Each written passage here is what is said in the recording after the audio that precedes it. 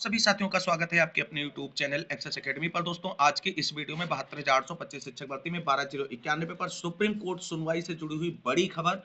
क्या 12,091 पर supreme court से कोई उम्मीद अभी है बाकी या सारी संभावनाएं हुई समाप्त आज की सुनवाई के बाद? वहीं 12,460 शिक्षक भर्ती में 8 मई सुप्रीम कोर्ट सुनवाई पर बहुत ही महत्वपूर्ण खबर। स्कूल आवंटन आदेश पर सभी टीमों की क्या है जिम्मेदारी, उसको डिस्कस करेंगे। वहीं बीएड वर्सेस बीटीसी मामले को लेकर के रिव्यू के लिए फिर से मामला सुनवाई के लिए हुआ लिस्टेड। क्या है मामला, इस विस्तार पूर्वक जानेंगे। तो आप सभी से निवेदन है कि वीडियो को बिना स्किप किए हुए अंत तक देखें, जिससे वीडियो में शेयर की गई सारी जानकारी को आप आसानी से समझ सकें। वीडियो में आगे बढ़ने से पहले छोटी सी रिक्वेस्ट है कि प्लीज वीडियो को लाइक करें, दोस्तों में शेयर करें। जितने भाई बहन चैनल पर पहली बार विजिट करें प्लीज चैनल को सब्सक्राइब करके बेल आइकन जरूर दबाएं आगे की लेटेस्ट अपडेट पाने के लिए। तो आइए साथियों शुरू करते हैं आज का ये वीडियो। और सबसे पहले बात करते हैं 72,825 शिक्षक भर्ती में 12,091 मामले को लेकर के सुप्रीम कोर्ट की आज की सुनवाई के बाद की जो स्थितियां हैं उससे जुड़ी हुई इंपॉर्टेंट पॉइंट्स पर। दोस्तों जैसा कि आप सभी लोग जानते हैं 72,825 शिक्षक भर्ती में 12,091 मामले को लेकर के हाई कोर्ट की सिंगल बेंच से जो आदेश आया था उसमें अभ्यर्थियों को जीत मिली थी। लेकिन सरकार की तरफ से हाई कोर्ट की सिंगल बेंच के आदेश को हाई कोर्ट की डिवीजन बेंच में चैलेंज कर दिया गया और वहां पर सरकार को जीत मिली और 12,091 की लिस्ट पर जो सिंगल बेंच का आदेश था उसे रद्द कर दिया गया। उसके बाद आप सभी को बता दें अभ्यर्थियों की तरफ से हाई कोर्ट की डिवीजन बेंच के आदेश को सुप्रीम कोर्ट में चैलेंज किया गया, जिसपे आज सुप्रीम कोर्ट में बहुत ही महत्वपूर्ण सुनवाई लगी हुई थी। वहीं आप सभी को बता दें 12,091 मामले को लेकर के सुप्रीम कोर्ट में आज जिन दो याचिकाओं पर सुनवाई लगी हुई थी, यानी सुनवाई के लिए मामला लिस्टेड था, उनको बिना सुने ही कोर्ट की तरफ से जो है खारिज कर दिया गया। और अब आप सभी को बता दें जो सुप्रीम कोर्ट में एसएलपी गई थी 12,091 मामले से संबंधित, जो पहली एसएलपी थी रामप्रसाद विश्वकर्मा और दूसरी थी विनय पांडे एंड अदर्स की जो लीडिंग एसएलपी थी। दोस्तों कहां खामियां हुई, कहां गलतियां हुई एसएलपी फाइल करने में और केस की तैयारी करने में, इन सारी चीजों को हम डिस्कस नहीं करेंगे क्योंकि गलतियां हुई हैं और खामियां हुई हैं, जिसका परिणाम तो आप सभी के सामने आ ही गया है। लेकिन कुल मिलाकर के अब आप सभी साथियों को बता दें कि 12,091 मामले को लेकर के आज दो बड़ी एसएलपी सुप्रीम कोर्ट से बिना सुने ही खारिज कर दी गई। तो अब दोस्तों जो 12,091 लिस्ट से संबंधित अभ्यर्थी हैं वो कहीं ना कहीं बहुत निराश और हताश हैं, क्योंकि एक वर्षों का लंबा संघर्ष जो है उन्हें कहीं ना कहीं उम्मीद की किरण नजर आ रही थी कि उन्हें सुप्रीम कोर्ट से न्याय जरूर मिलेगा, लेकिन ऐसा हुआ नहीं दोस्तों। अब जब जो दो एसएलपी सुप्रीम कोर्ट से खारिज हो गई हैं, अब क्या कोई उम्मीद 12,091 मामले को लेकर के सुप्रीम कोर्ट में बची है या नहीं बची है? तो दोस्तों आप सभी लोग जानते हैं कुल 6 एसएलपी जो सुप्रीम कोर्ट में 12,091 मामले को लेकर के फाइल की गई थी, जिसमें 2 एसएलपी आज सुप्रीम कोर्ट की तरफ से खारिज कर दी गई और 12,091 लिस्ट में शामिल अभ्यर्थियों को बड़ा झटका लगा है। लेकिन दोस्तों ऐसा नहीं है कि अब सारे रास्ते 12,091 से संबंधित सुप्रीम कोर्ट में हमेशा के लिए बंद हो गए हैं, क्योंकि अभी आप सभी को बता दें 12,091 मामले से संबंधित जो अन्य याचिकाएं हैं वो अभी सुप्रीम कोर्ट से खारिज नहीं हुई हैं।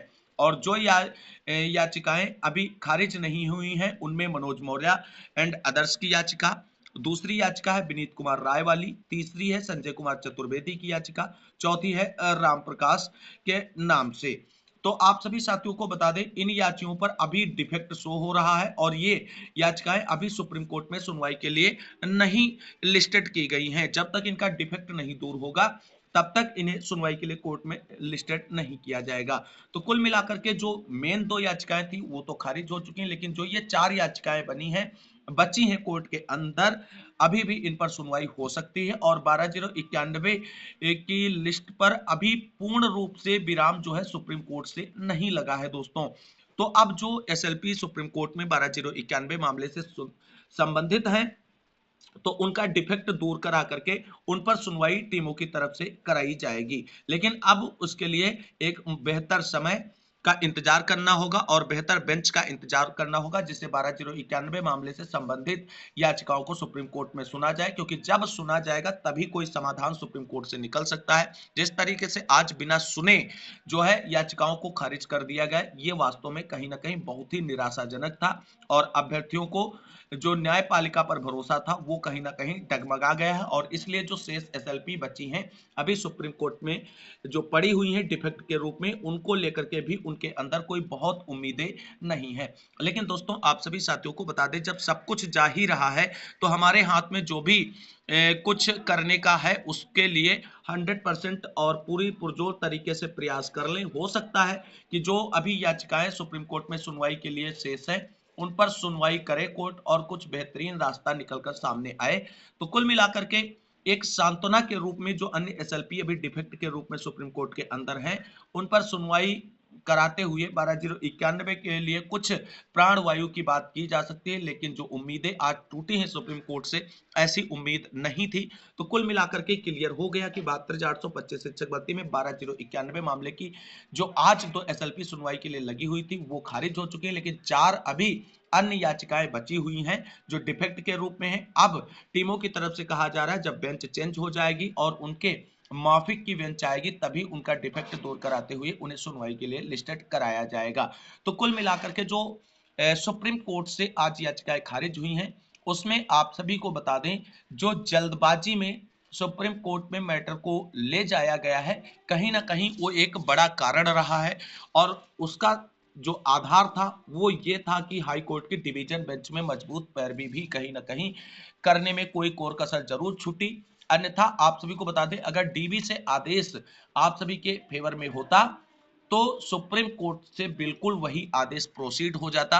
तो दोस्तों 12,091 लिस्ट में अभ्यर्थी जो थे उनको आज सुप्रीम कोर्ट से उम्मीदें थी कि सरकार को नोटिस इशू होगा और आगे सुनवाई होगी। लेकिन ऐसा दोस्तों कुछ नहीं हुआ। सुप्रीम कोर्ट से बड़ा झटका मिला 12,091 की लिस्ट में शामिल अभ्यर्थियों को और लगभग 12 से 13 वर्ष का एक लंबा संघर्ष जो उन्होंने किया था नियुक्ति प्रक्रिया पूरी कराने के लिए उस पर एक ही सुनवाई में सुप्रीम कोर्ट की तरफ से पानी फिर गया है। तो दोस्तों अब देखना ये होगा कि बाकी के जो एसएलपी हैं उन पे आगे सुनवाई होते हुए क्या रास्ता 12,091 के लिए सुप्रीम कोर्ट से कोई निकलेगा या जिस तरीके से आज दो एसएलपी खारिज की गई हैं उन उसी तरीके से आने वाली अन्य 4 एसएलपी को भी सुप्रीम कोर्ट से खारिज कर दिया जाएगा। क्योंकि जब सेम मैटर होता है तो पॉसिबिलिटी मोस्टली वही होती है जो उससे रिलेटेड पहले की एसएलपीज पे हो चुका होता है। क्योंकि आपने अभी डीबी में ऐसा देखा था कि सभी याचिकाएं एक साथ खारिज नहीं की गई थी, कुछ याचिकाओं पर बाद में ही भी आदेश आया है जैसे रामप्रसाद विश्वकर्मा की, लेकिन सेम वही आदेश आया है जो अन्य याचिकाओं पर आदेश पहले आ चुका था। तो उम्मीद करते हैं, फिलहाल अब बचा तो कुछ है ही नहीं उम्मीद करने के लिए, लेकिन उम्मीद करेंगे कि इन याचिकाओं पर कुछ बेहतर ही निकले सुप्रीम कोर्ट से और अभ्यर्थियों को राहत मिले। तो कुल मिलाकर के 72,425 शिक्षक भर्ती में 12,091 मामले से जुड़ी हुई इस महत्वपूर्ण अपडेट के बाद अब हम बात करेंगे 12,460 शिक्षक भर्ती सुप्रीम कोर्ट सुनवाई से जुड़ी हुई बड़ी अपडेट के बारे में। दोस्तों ये बिल्कुल कंफर्म हो चुका है कि 12,460 शिक्षक भर्ती मामला जो है 8 मई सुप्रीम कोर्ट में सुनवाई के लिए लिस्टेड है और इस बार सुनवाई होगी।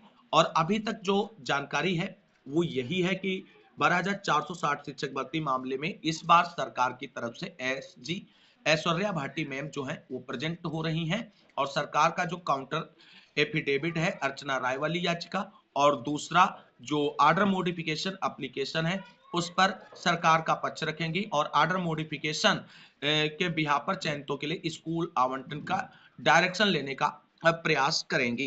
तो दोस्तों आप सभी को बता दें जो ऐश्वर्या भाटी मैम की रणनीति रही है जो पिछली सुनवाई पर उनकी तरफ से प्रयत्न किया गया उसको देखते हुए ऐश्वर्या भाटी मैम 8 मई सुप्रीम कोर्ट सुनवाई में सबसे पहले जो है आर्डर मॉडिफिकेशन एप्लीकेशन पर आर्गुमेंट करना चाहेंगी और जिससे जो चयनित हैं उनके स्कूल आवंटन के लिए राहें खुल सके।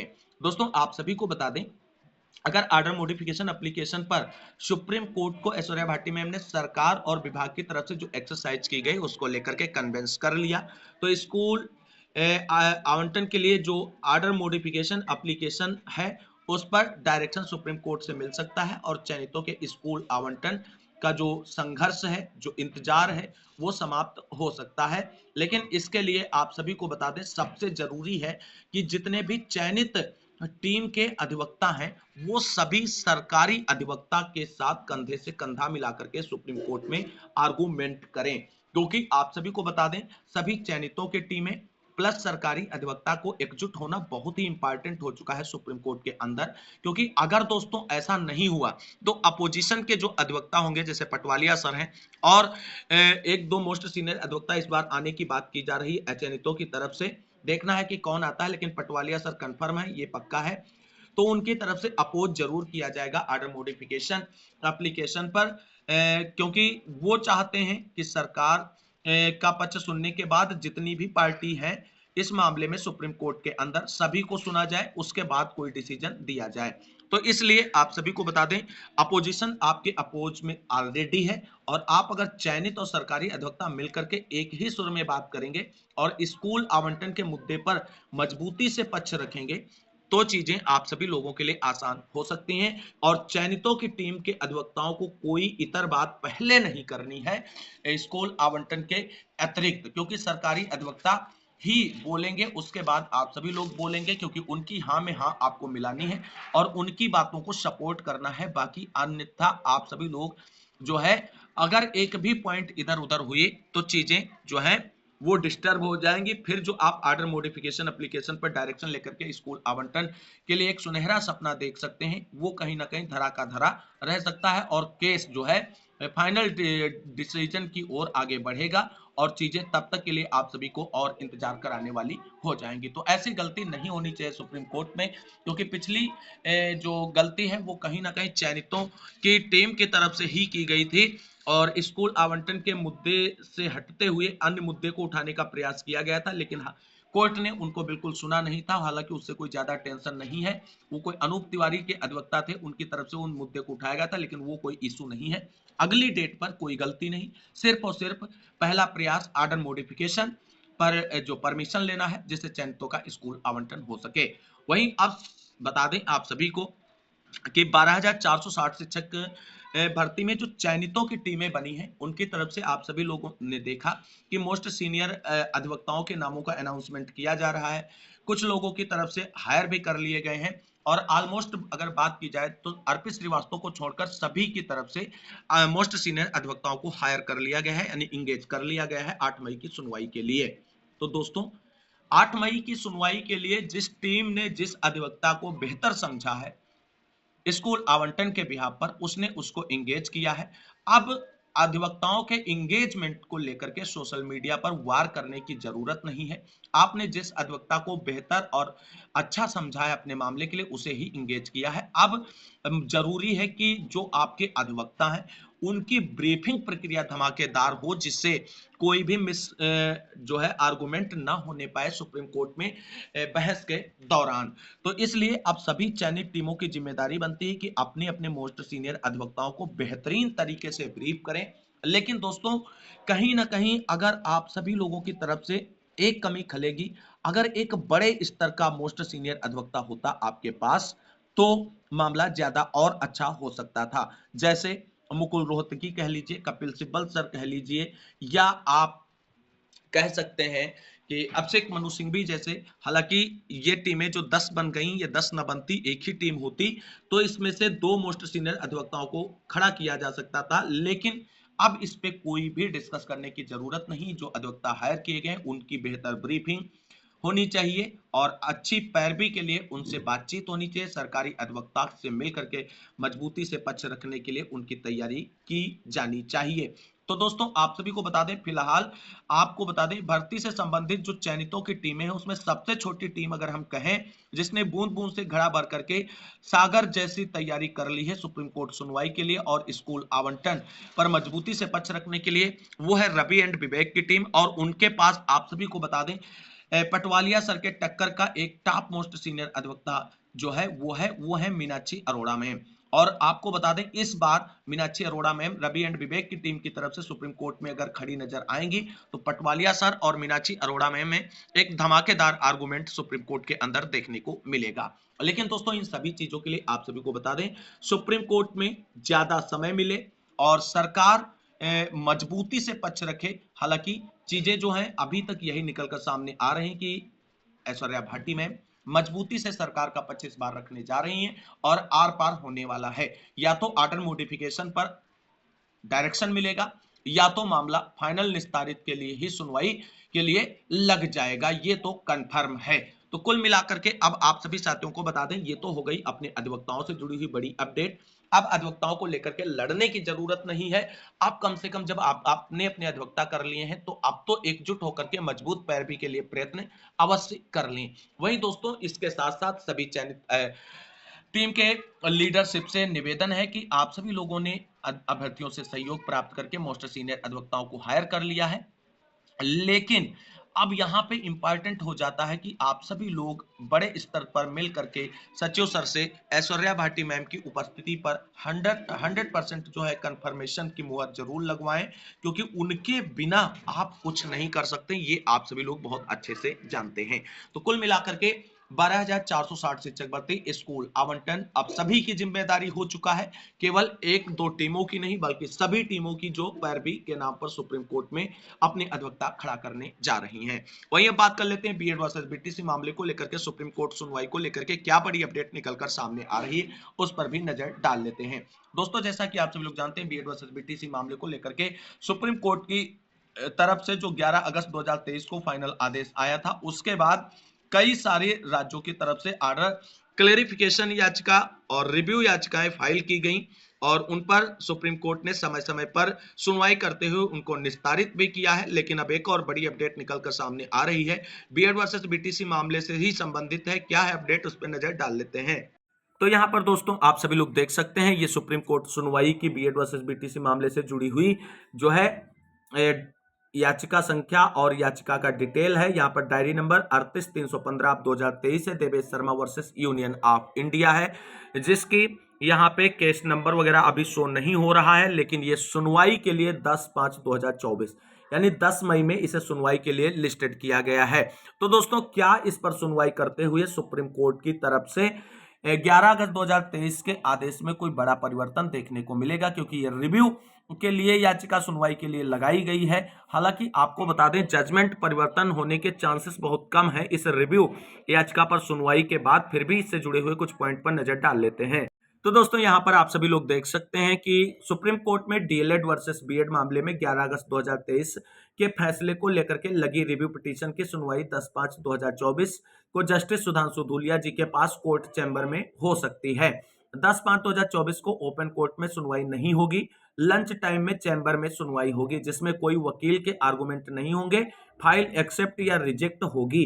तो कुल मिलाकर के अभी बिल्कुल परेशान होने की जरूरत नहीं है, अभी केवल पहले स्टेज पर है और यहां पर देखना यह होगा कि फाइल एक्सेप्ट की जाएगी या रिजेक्ट कर दी जाएगी।